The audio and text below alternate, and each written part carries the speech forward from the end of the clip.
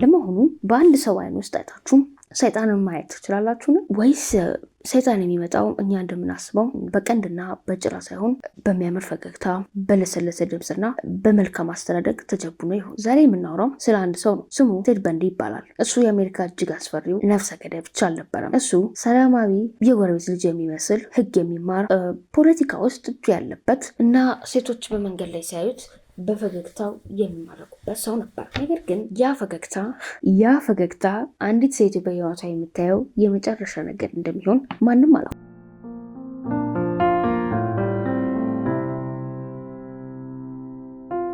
ይህ ታሪክ ስለ ወንጀል ብቻ አይደለም። ይህ ታሪክ ስለ ማስመሰል ጥበብ ነው። የሰው ልጅ ጭራቅነት እንዴት በሚያምር ጭንብል እንደሚሸፍን የሚያሳይ ትምህርት ነው። ወደ ቴድ በንዲ ጨለማ ዓለም እንኳን ደህና መጣ።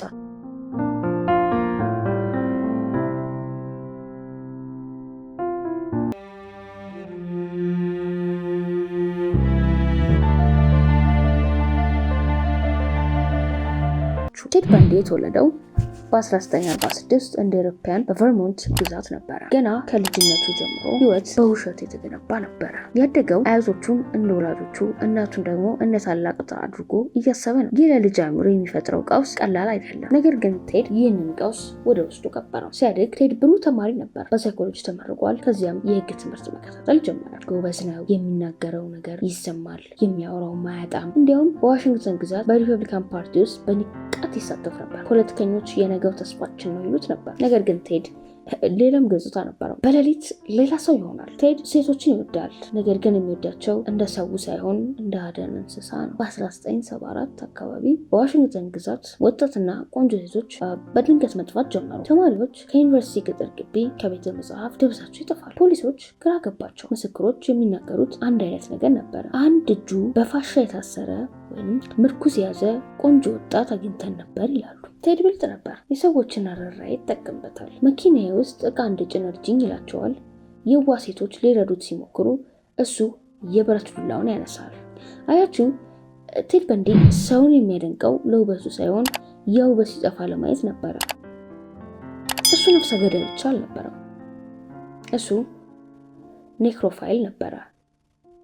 የገደላቸውን ሴቶች አስክሬን ደጋግሞ እየሄደ ይጎበኛቸዋል። እንዲያውም አንዳንዶቹ ሬሳዎች ሜካፕ ይቀባቸዋል። በሚዘገን ሁኔታ በእርግጥ ፀጉራቸውን ያበጥራል። ይህ እጅግ በጣም ሰቅጣጭ ሰይጣናዊ ጥልቅ ስሜት ነው። እሱ በነፃነት የተዘዋወረ ይገላል። ዋሽንግተን፣ ኦሪገን፣ ዩታ፣ ኮሎራዶ ቴድ በሄደበት ሁሉ የሴቶች ሬሳ ይከተለዋል። ፖሊሶች ቴድ የሚባል ስም ያለውና ቮልክስቫገን ቢትል መኪና የሚነዳ ሰው ይፈልጋሉ።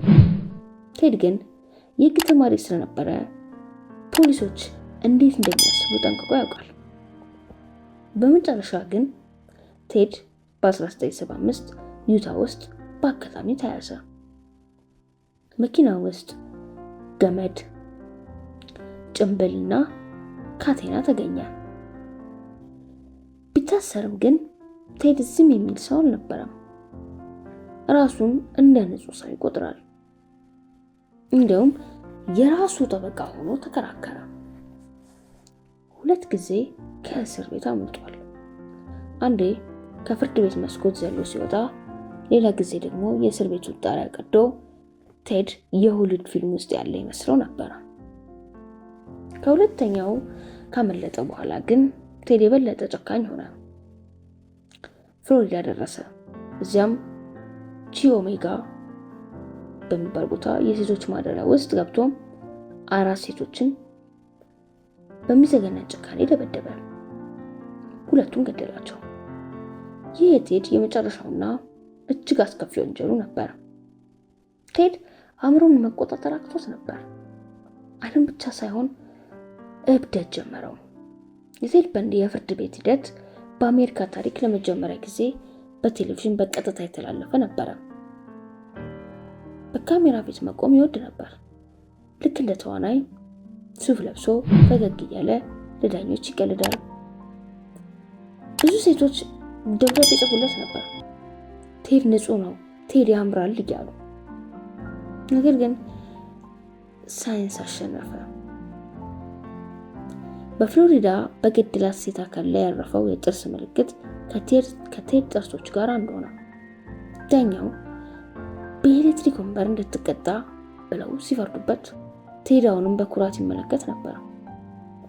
እሱ እስከ መጨረሻው ሰዓት ድረስ የራሱ ወንጀል የህመም ውጤት እንደሆነ እንጂ የእሱ ስህተት እንደሆነ አይቀበልም።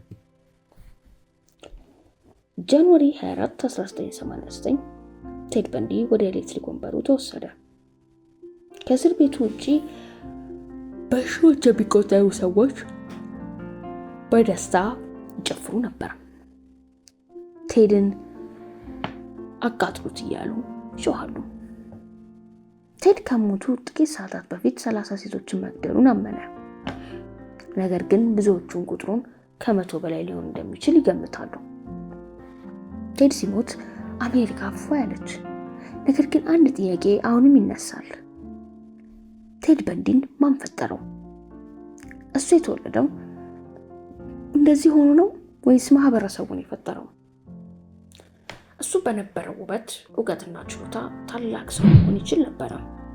ነገር ግን እሱ የመረጠው ጨለማው መንገድ ነው። ቴድ በንዲ የሰው ልጅ ክፋት ሳይሆን የሰው ልጅ ማስመሰል ያስተማረን። ቴድ በንዲ ስታስቡት አንድ ነገር ብቻ አስታውሱ።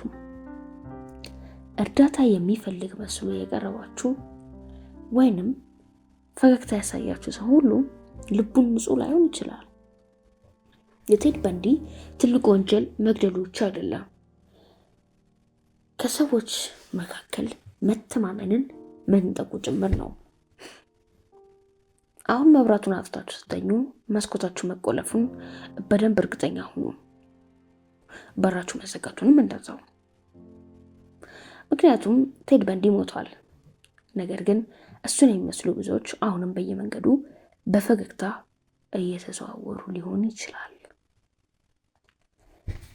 ደህና ቆዩ።